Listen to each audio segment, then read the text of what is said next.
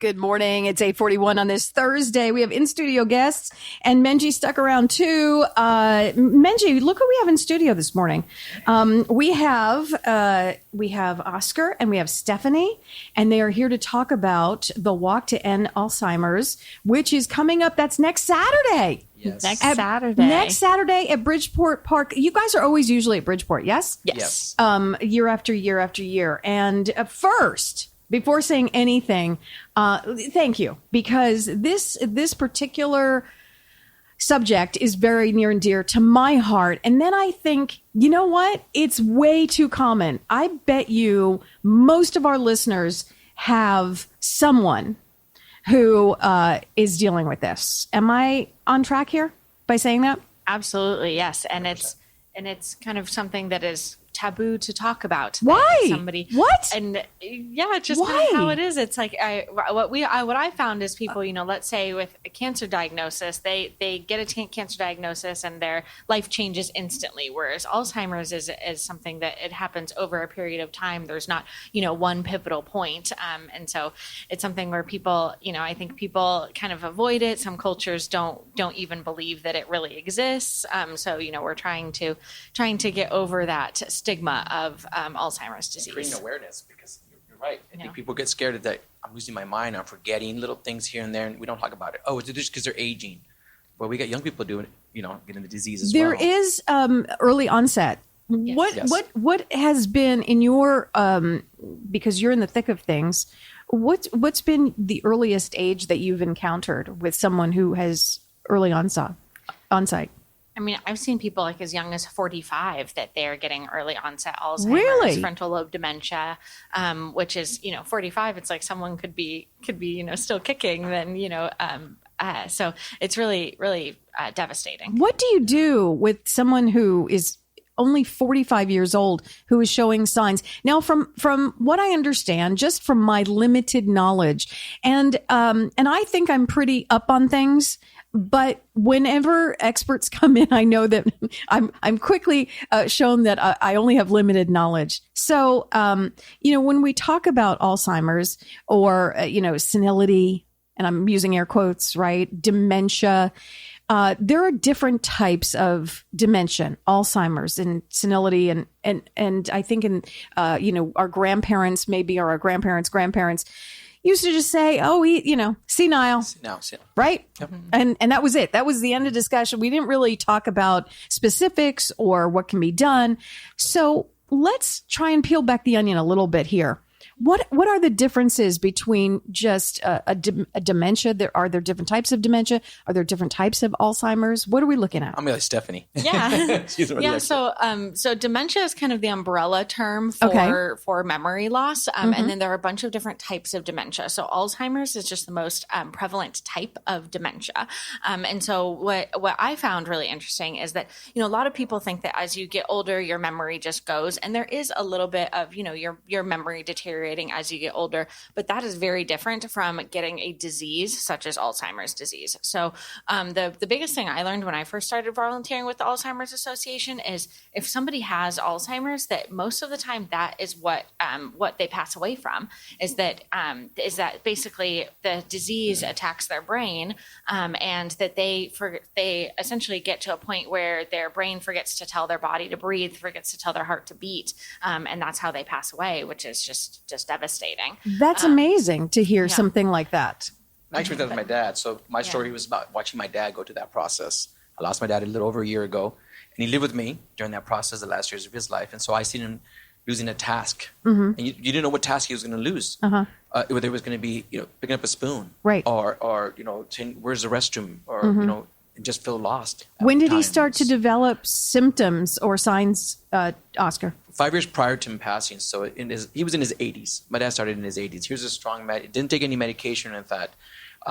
Just overnight. And we sensed something, but my dad's so prideful, because generational. I'm prideful. I don't want my kids to know that I'm losing my mind, that I got lost on the way home today, driving home, that kind of stuff. So aren't we all, though? I mean, Oscar, aren't we all? Oh, like, absolutely. if we make a mistake, there are some people who are humbled and enough to say, to own it. Yeah. And I think the new generations, and correct me if I'm wrong, Menj, but like, I think the new generations are kind of owning things now that we didn't necessarily own in our generation. It's very open. Number 3. It's very open right now, where it's the younger generation is very accepting, and they want to understand things, as opposed to a more older and probably prideful generation where things are more traditional. But I can see how somebody who has that early onset, where it might be embarrassing even to admit that that's what you got, and it's like how does that person go through that and realize, oh, I have this disease. I don't want people to treat me any different than I am. See, that's a big thing too. That is huge, right, Oscar? Absolutely. You don't want to have people look at you as though you are deteriorating from society And be treated differently. Right. Because you're different. Now you're like, I'm a child, and I'm not a child. Yes. Yeah. So what are the, we could talk all day. Oh, yeah, absolutely. We could talk all day, right? Yeah. But we're limited this morning. So let's, I want to ask a couple questions. Like, is there anything that jumps out as far as symptoms? Is there anything that this symptom you need to check? If this happens, because we've all misplaced our keys, or I'm notorious for my glasses. Now I have 3 pairs because I lose them so much, right? Yeah. But that's not necessarily what we're talking about. So, Stephanie, could you hone in on that? Yeah. So really what you want to be on the lookout for, either yourself or your family members, is, like you said, losing your keys every so often. That's something that's happened your whole life. But now all of a sudden you lose your keys and you can't find them for days. Let's say that you're driving home, you lose your way driving home. All of a sudden you're forgetting people's names. You're forgetting calendar dates. If you committed to going to lunch with somebody and then you completely forgot about it. Usually most often what happens is, your short-term memory gets hit first. It depends on the type of dementia. But it's usually, you'll have a conversation with somebody, and then let's say you're having a conversation with your family member, and then you bring up a little bit later in the conversation something you just talked about, and they're looking at you with a blank face, like they don't know what it is that you just talked about. That's going to be a big sign. My father was doing that. That's right. That's why it was our first sign, when he would tell the story again. That's it. My father-in-law used to tell stories.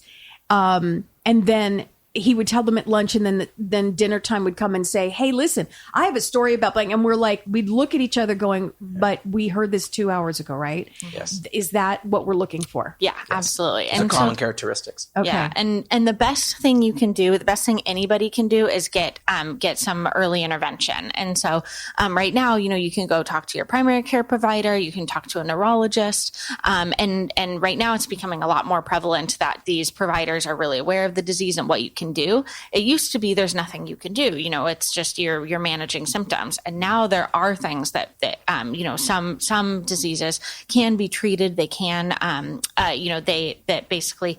you can get medication to help symptoms slow down, which is a huge thing that the Alzheimer's Association has been pushing for, is going to be a cure for Alzheimer's disease. So right now, if somebody gets Alzheimer's disease, there is no cure at all. But like I said, there is drugs that can slow the symptoms down. And the biggest one recently, a drug came out that can actually help slow the progression of the disease, which is huge. It could add years onto somebody's life. Quality. How about quality? Is it quality years though? Medical science, am I right? Oh my gosh. Yeah, I love it. Yeah. I recently, and Oscar and Stephanie, since you guys are literally the experts in this, saw on mainstream news, there have been studies done with amino acids that have had proved somewhat success in slowing this down as well. Are we constantly researching stuff like this? Exactly. And I really genuinely feel like we're going to find a cure in our lifetime for it. There's so many breakthroughs happening just in the last few years.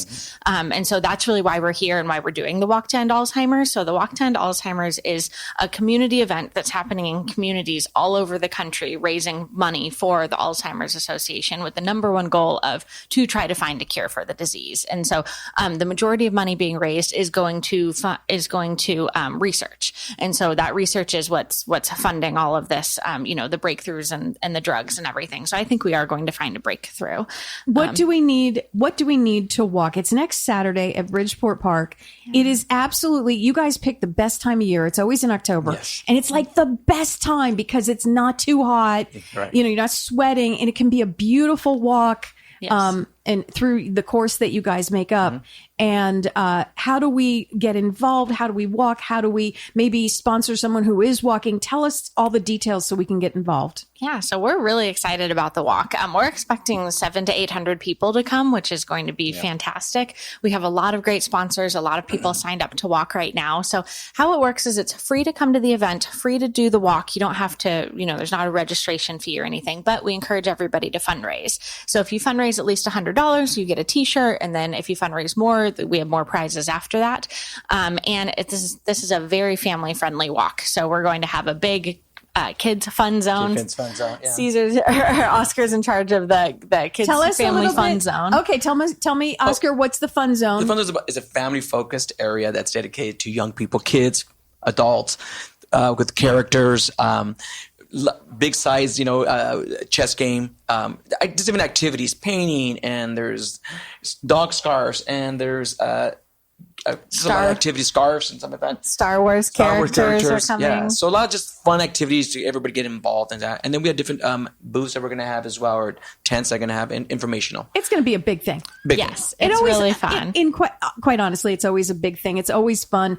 And I ask that after you guys get the numbers, how successful it has been this year, please come back and let us know the results of the walk, and that we can move forward, because we don't want to forget. We tend to we have this big event in October, and then it seems like it's shelved a little bit, not in your world, but in society, and that tends to happen because we are who we are, right? We're humans. We don't want to do that. Let's push forward. And come back and let us know how successful it was, and the numbers, and who showed up, and what's going on. Definitely. If you want to be a part of it, is there a website that we can go and click on? Yeah, so the website is act.alz.org/SCV. Or if you Google Walk to End Alzheimer's, you can find the Santa Clarita page on there. Gotcha. Let's do that, because you know what? People are driving. I'm wearing the shirt. Yeah. People are driving right now, so they can't put down all those initials. So if we go to Walk to End Alz, is that it? .org?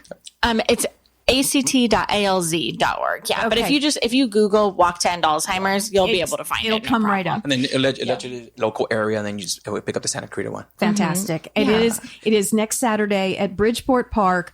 Wear your purple. Wear your purple. Yeah, wear your purple. You could. A lot of people honor loved ones. They make team shirts. Oscar has a whole big team coming with shirts. Some people have companies that they want to have their company on it. But people get really into it. Unfortunately it's a really devastating disease, but it's a very uplifting, positive event. And people are really happy. We have at the end of the walk, we'll have ice cream for everybody. I mean, it's really fun. It's a shout out to all our sponsors. We have a lot of community outreach that came out this year, and the sponsors were tremendous. We had a lot of sponsors, so we want to thank them as well for supporting the organization and the walk as well here in town. Fantastic. And can we see all those sponsors online?